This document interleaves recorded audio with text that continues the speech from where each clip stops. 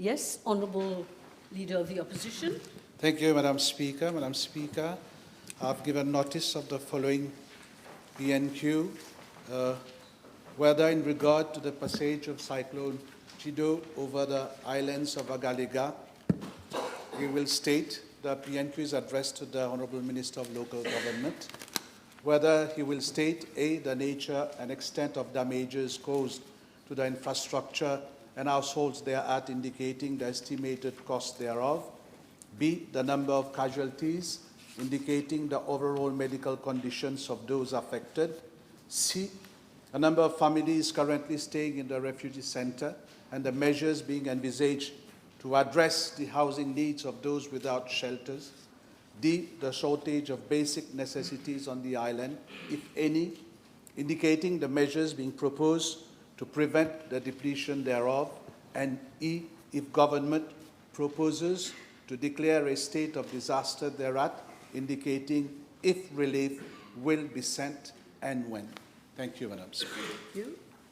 I understand the Prime Minister will reply to this question. Yes, Madam Speaker, with your permission, I shall reply to this private notice question, which was addressed to the Minister of Local Government, as I've been dealing with this myself.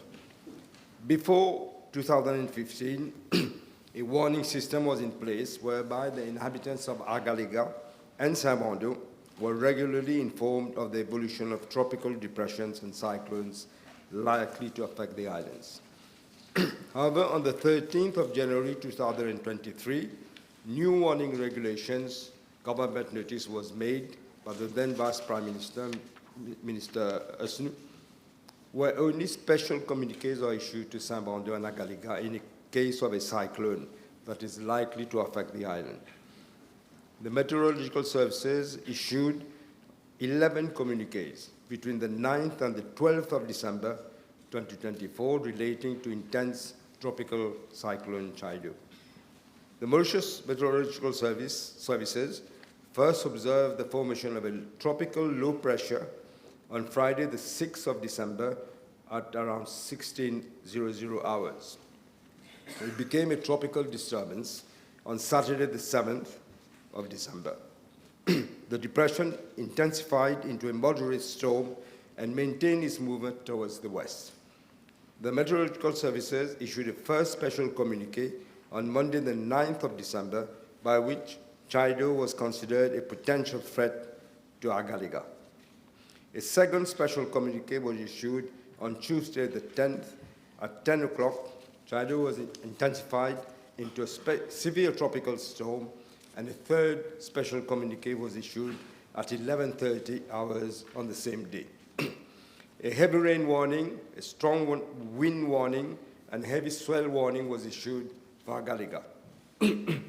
On the 11th of December, at around 22:00 hours, intense cyclone Chido made direct landfall on Agalega, with the eye actually passing over both the north and the southern islands. The highest gust recorded until 20:00 hours was 115 kilometers per hour. In view of the intensity and strength of the cyclone, the equipment recording wind speed and direction was damaged. The Meteorological Services estimate that gusts could have exceeded 200 kilometers per hour.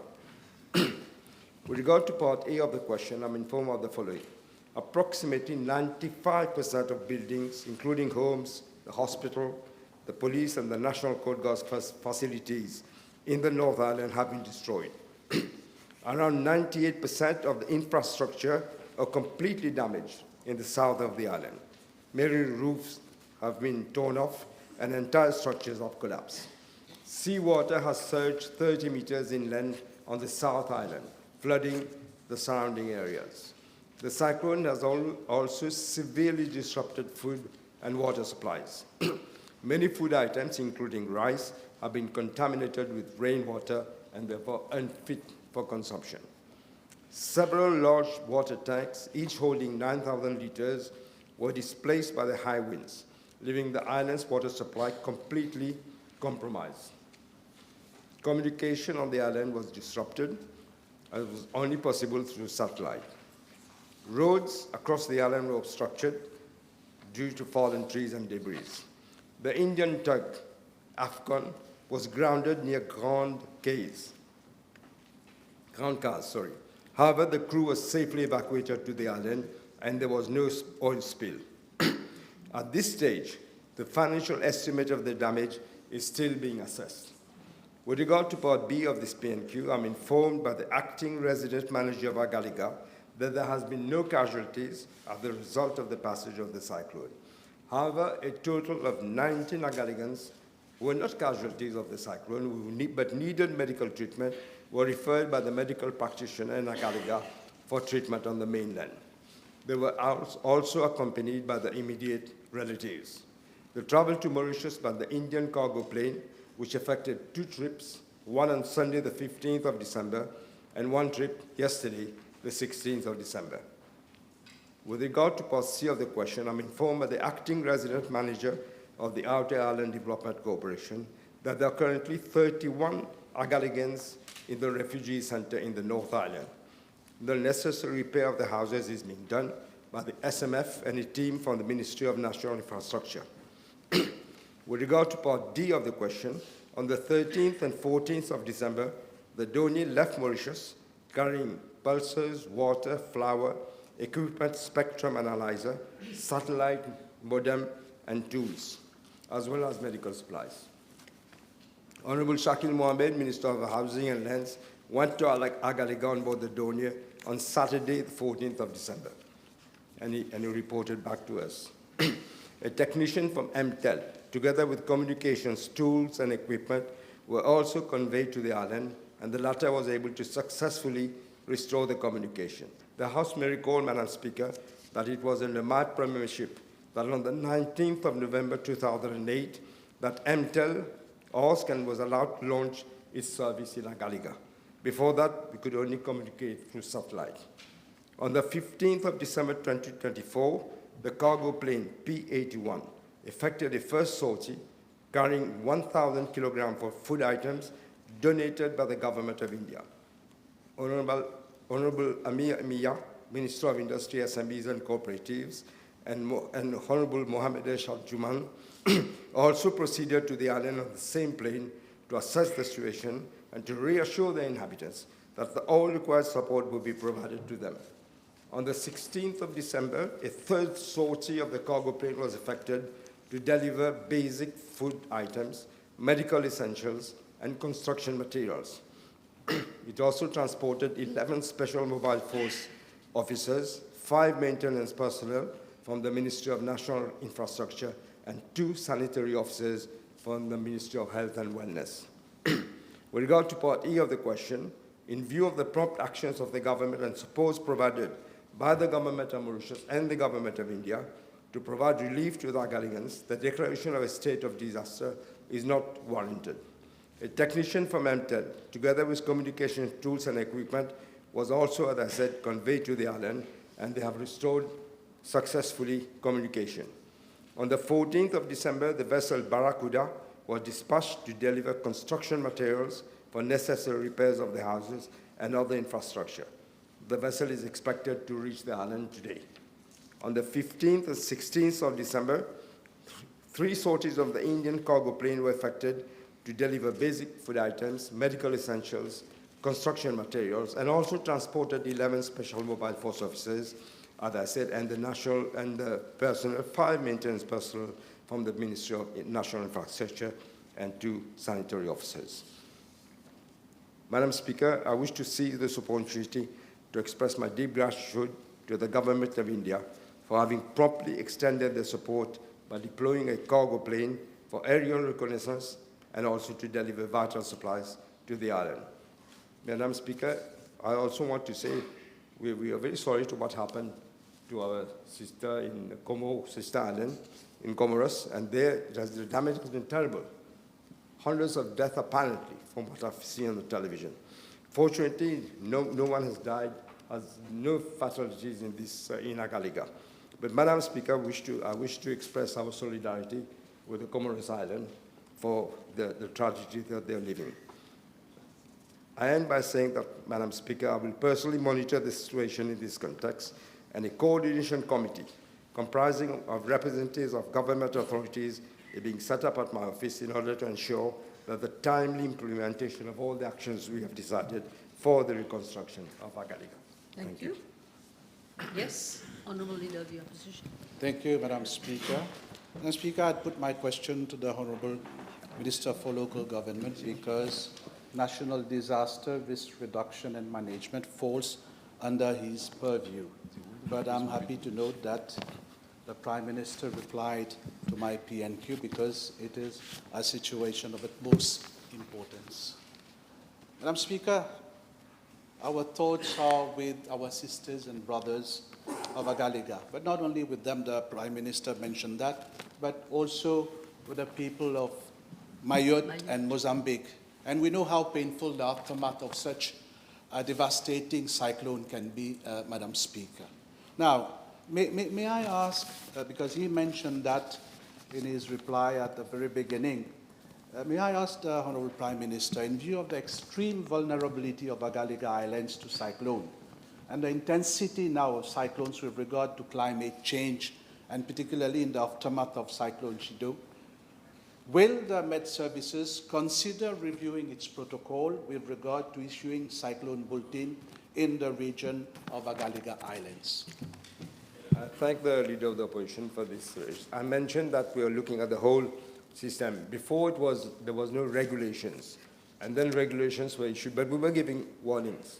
But regulations were issued in 2023, and now we are relooking at the whole thing. One of the problems is communication, of course, but this is we're also looking at that.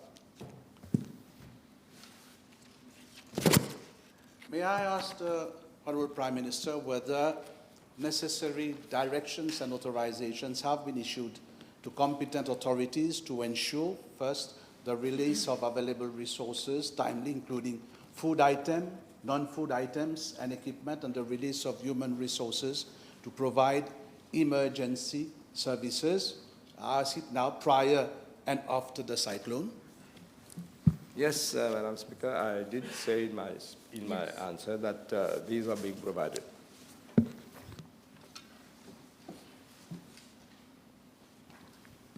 Madam Speaker, can I ask the Honourable Prime Minister to confirm whether his Minister for Local Government chaired the National Crisis Committee in relation to Cyclone Chido? Madam Speaker, in fact, the Disaster Management Committee was always under the PMO when I was Prime Minister. I don't know why he was switched. We're switching it back to, he will be part of the committee.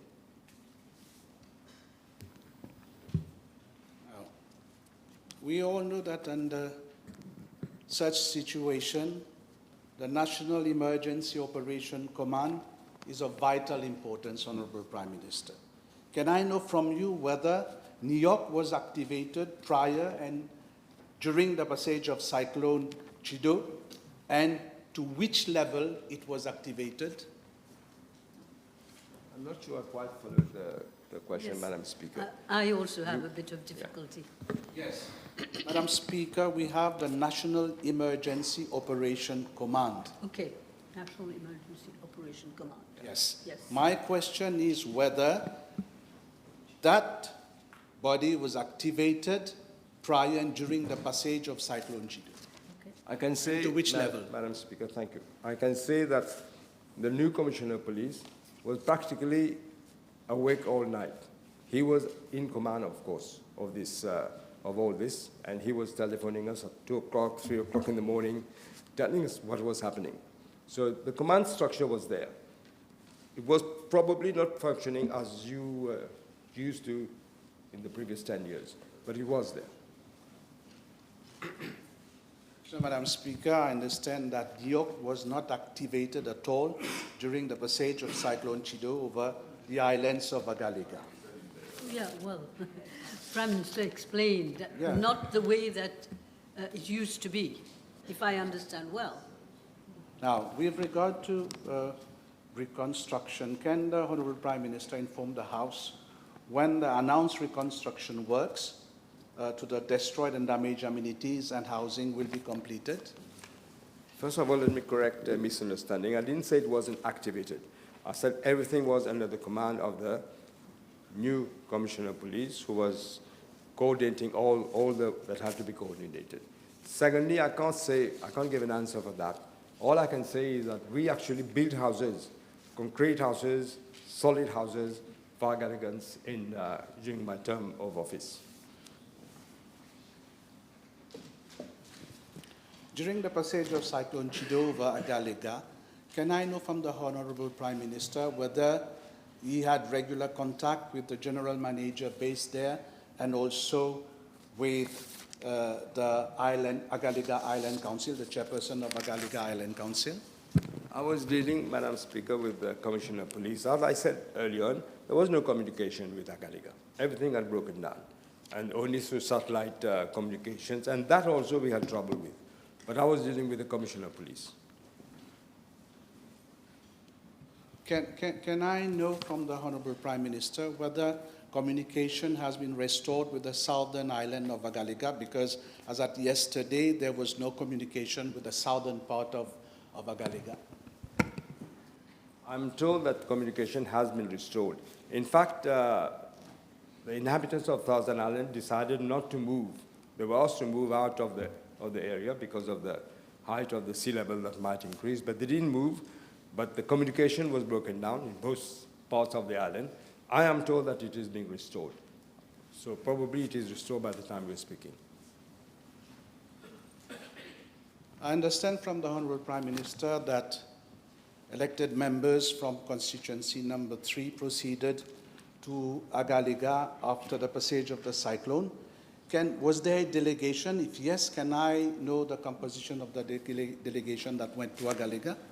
I know there were the 3 members requested to be allowed to see because it's part of their constituency, which they did. There were also we had a lot of things to carry to Agalega, as you must realize. But I also know the Catholic Church had asked for a representative to be allowed to go, and he was allowed to go.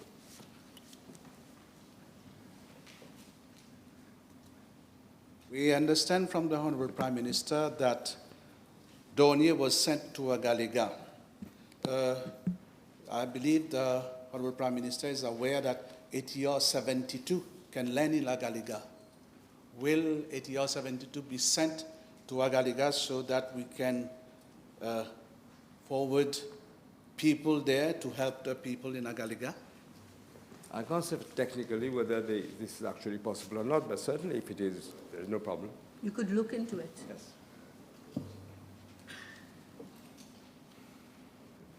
I believe it can, Honourable Prime Minister, because the former Prime Minister went to Agalega in an ATR 72. May I ask the Honourable Prime Minister whether he will consider going on a special mission to Agalega himself to take stock of the situation and bring his support to the Agalegans in this moment of distress? I will certainly. I did also go to Agalega, by the way. You mentioned the former Prime Minister. He also went to Agalega. But I would certainly, first of all, what we need to do is to restore all this damage that has been done to do the reconstruction work, and then perhaps.